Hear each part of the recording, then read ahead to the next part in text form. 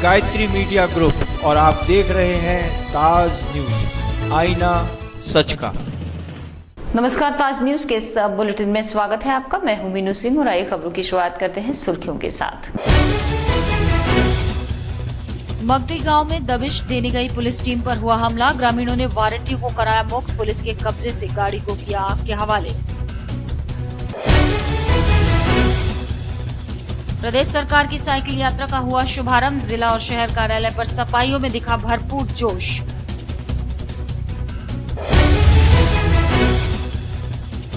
भूमि अधिग्रहण बिल के विरोध में हाथरस में होगी महापंचायत, राष्ट्रीय लोकदल के राष्ट्रीय अध्यक्ष अजीत सिंह करेंगे शिरकत। और घोटालेबाज चीफ इंजीनियर यादव सिंह के आवासों पर सीबीआई टीम का छापा, बंद कमरों में हुई पूछताछ, खंगाले दस्तावेज, मीडिया से रखी दूरी। और अब खबरें विस्तार से।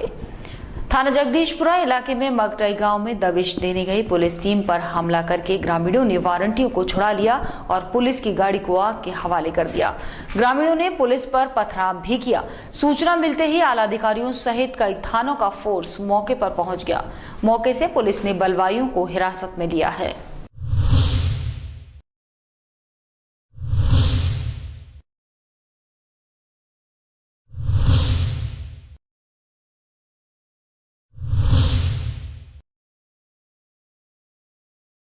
मंगलवार देर शाम थाना जगदीशपुरा इलाके के मगटई गांव में दबिश देने गई पुलिस टीम पर ग्रामीणों ने हमला बोल दिया। पुलिस ने 2 वारंटी योगेश और चंदन को हिरासत में ले लिया था। ग्रामीणों ने पुलिस पर हमला बोल दिया और दोनों वारंटी को छुड़ाने में सफल रहे। दरअसल घटना उस समय की है जब पुलिस वारंटियों के खिलाफ अभियान चला रही थी।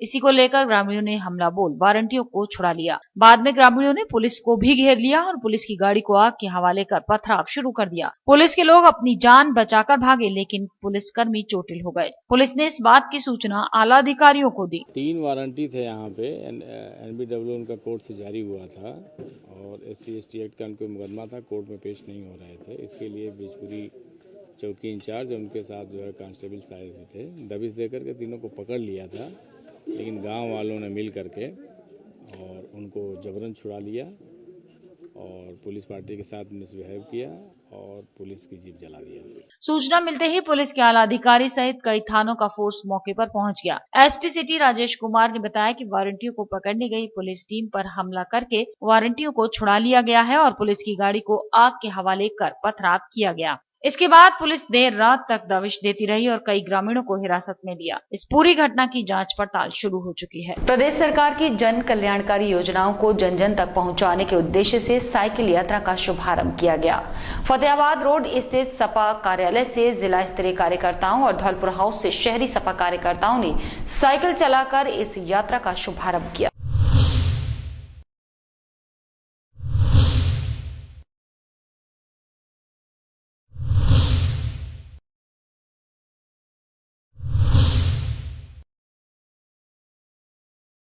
नजूल भूमि का खेल उजागर होने के बाद एक भू माफिया की ओर से सुपारी दिए जाने की बात सामने आई है। सुपारी किलर अफसर की हर गतिविधि पर नजर रखे हुए है।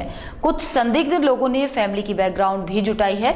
भूमाफिया की साजिश की पुख्ता खबर मिलने के बाद आला अफसरों को इसकी जानकारी दी जा चुकी है। अब सुपारी किलर की पहचान करने की कोशिश हो रही है। ताजनगरी शहर में लंबे समय बाद बिना भेदभाव चल रहे अतिक्रमण विरोधी अभियान को जनता का भरपूर समर्थन मिला है। सकरी सड़कें चौड़ी हो रही हैं और अब लोग खुद अतिक्रमण हटा रहे हैं। अभियान के दौरान सिटी मजिस्ट्रेट रेखा एस चौहान को सरकारी जमीन पर कब्जे की शिकायतें मिली। नजूल भूमि, दहली गेट, लोहा मंडी, पचकुइया, बोदला रोड और मंटोला सहित शहर के कई अन्य क्षेत्रों में नजूल सेक्शन और लेखपालों से जमीन के नक्शे मंगवा कर देखे गए तो पता चला कि जमीन की सौदेबाजी हुई है।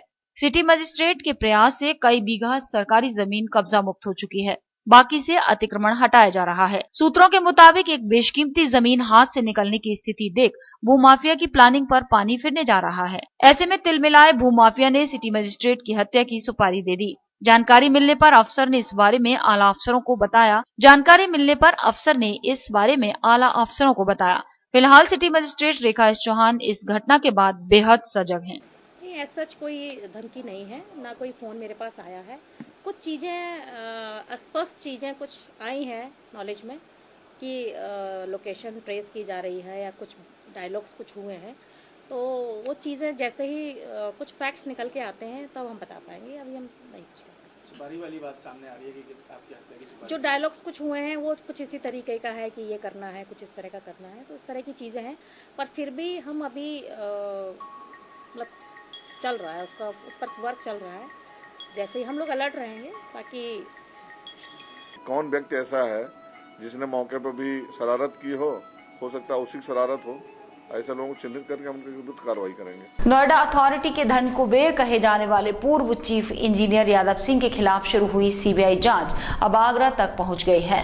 मंगलवार को सीबीआई की एक टीम यादव सिंह के देवरी रोड स्थित आवास पर पहुंची, जहां कई घंटे तक छानबीन चलती रही, लेकिन सीबीआई की टीम ने इसको लेकर मीडिया से कोई बात नहीं की। आगरा में यादव की कई कोठियों पर सीबीआई ने छापामार कार्रवाई की। यादव सिंह की पैतृक और कई संपत्तियों का आंकड़ा सीबीआई जुटा रही है। आधा दर्जन सीबीआई के अधिकारी कोठी में घुसकर किराएदार और घर के लोगों से बंद कमरों में पूछताछ कर रहे हैं। आगरा में सदर इलाके के देवरी रोड पर विकास प्राधिकरण के चीफ इंजीनियर यादव सिंह की कई कोठियां और बेनामी संपत्ति है, जिन पर सीबीआई का छापा पड़ा। सीबीआई की छापामारी में आसपास के क्षेत्र में हड़कंप मच गया। सीबीआई के आधा दर्जन अधिकारी घर में घुसकर किराएदारों से भी पूछताछ कर रहे हैं। 9 घंटे से सीबीआई की छापामार टीम के लोग बंद कमरों को खोलकर रिकॉर्ड भी खंगाल रहे हैं। सीबीआई की 9 घंटे की छापामारी में 2 कमरों का ताला तोड़कर कुछ अहम दस्तावेज भी सीबीआई के हाथ लगे। वहीं टीम शहर में डेरा डाले हुए है। जैसे ही मीडिया को सीबीआई छापे की जानकारी हुई, मीडिया के कैमरे मौके पर पहुंच गए, लेकिन कार्रवाई के लिए आए जांच दल के किसी भी सदस्य ने मीडिया से बात नहीं की। लेकिन इस सबसे स्पष्ट है कि अब यादव सिंह की मुश्किलें बढ़ने लगी हैं। भारतीय जनता पार्टी के महासंपर्क अभियान की समीक्षा करने आगरा आए भाजपा प्रदेश उपाध्यक्ष प्रकाश शर्मा, जिन्होंने महानगर के पदाधिकारियों की बैठक कर इस अभियान की ताजा स्थिति जानी। इस मौके पर प्रदेश उपाध्यक्ष का कहना था कि टोल फ्री नंबर से जितने भी नए सदस्य बने हैं, उनका पार्टी पदाधिकारी 15 अगस्त तक वेरिफिकेशन का कार्य पूरा करेंगे।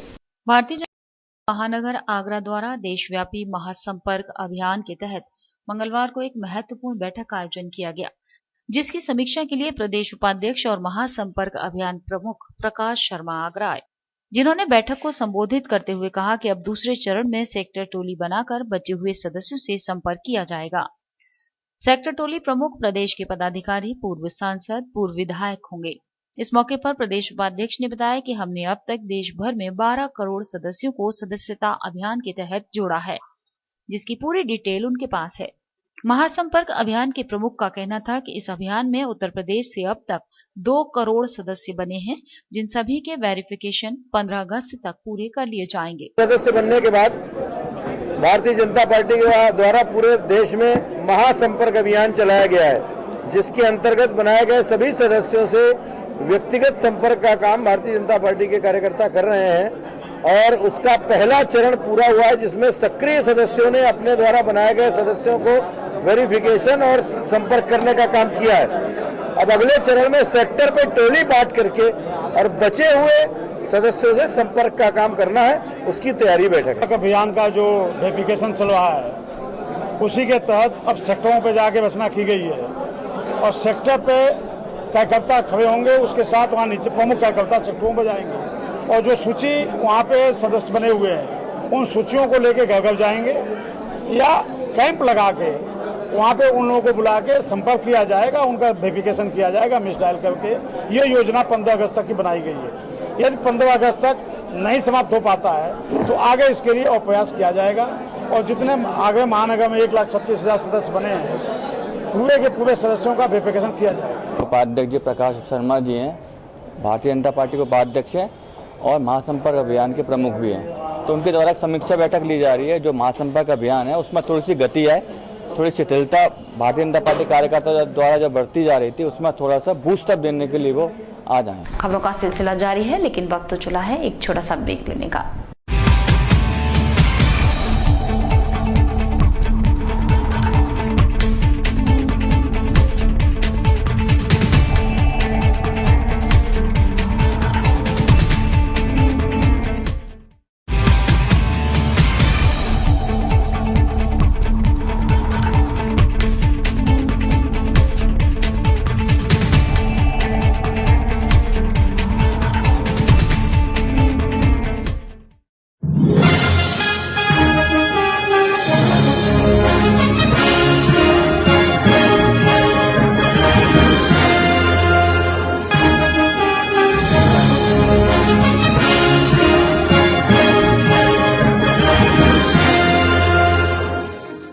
ज्वेलरी मिलने का विश्वसनीय स्थान। हमारे यहाँ आपको gold, hallmark certificate gold jewellery नए कलेक्शन के साथ उपलब्ध मिलेगी। संपर्क करें Shri Balaji jewellers, Fortune Tower near Kargil petrol pump, Agra. Phone number 9719333563 और 9759333992। श्री बालाजी ज्वेलरी, दुल्हन की jewellery, AD jewellery, artificial bangles, chain व सभी प्रकार के सेट्स यहाँ पर उपलब्ध है। तो तुरंत संपर्क करें 21 सुपर बाजार, कारगिल पेट्रोल पंप के पीछे, आगरा। फोन नंबर 9358464218 और 8865911110।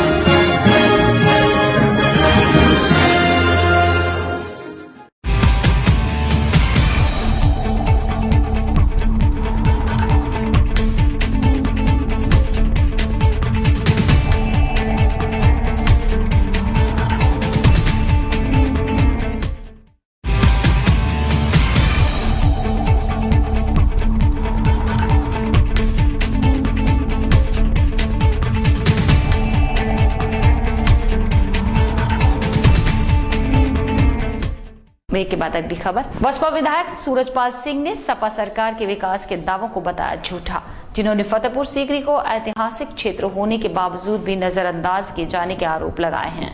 उनका कहना है कि देश दुनिया में विख्यात इस स्मारक पर रोजाना हजारों लोग आते हैं, लेकिन इसके बावजूद भी शासन और प्रशासन को इस इलाके के विकास की कोई परवाह नहीं है। पर क्षेत्रीयता में अगर देखा जाए तो विकास के नाम से, उसकी सहूलियतों के नाम से उस पर कोई ध्यान नहीं दिया जाता।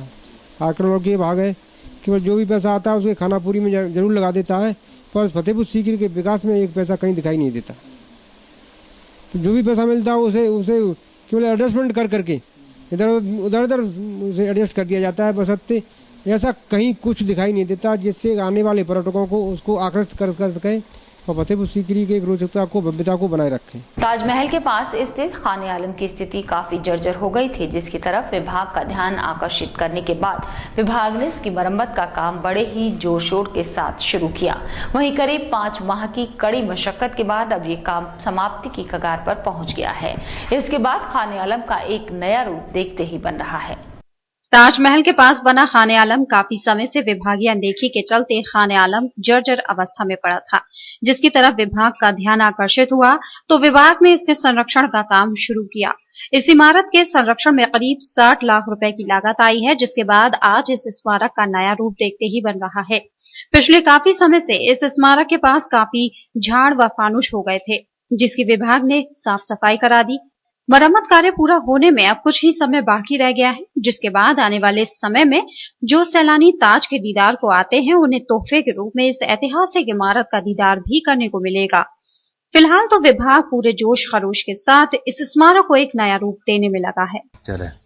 उसको रेस्टोर करना था, रिपेयर करना था, और जमुना किनारे की पूरी बाउंड्री वॉल जर्जर थी, उसमें लखौरी ब्रिक मशीनरी की गई है और उसको पूरा स्ट्रेंथन करके कर दिया है। लगभग कितना समय लगा इस काम को पूरा करने में?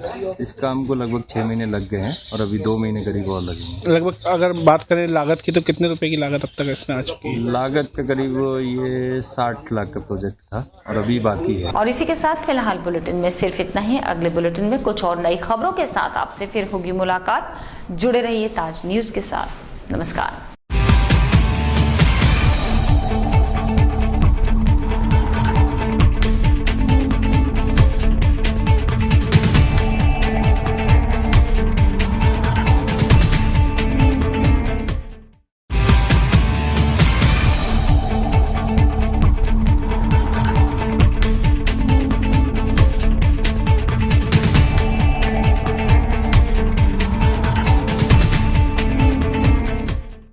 गायत्री मीडिया ग्रुप और आप देख रहे हैं ताज न्यूज, आईना सच का।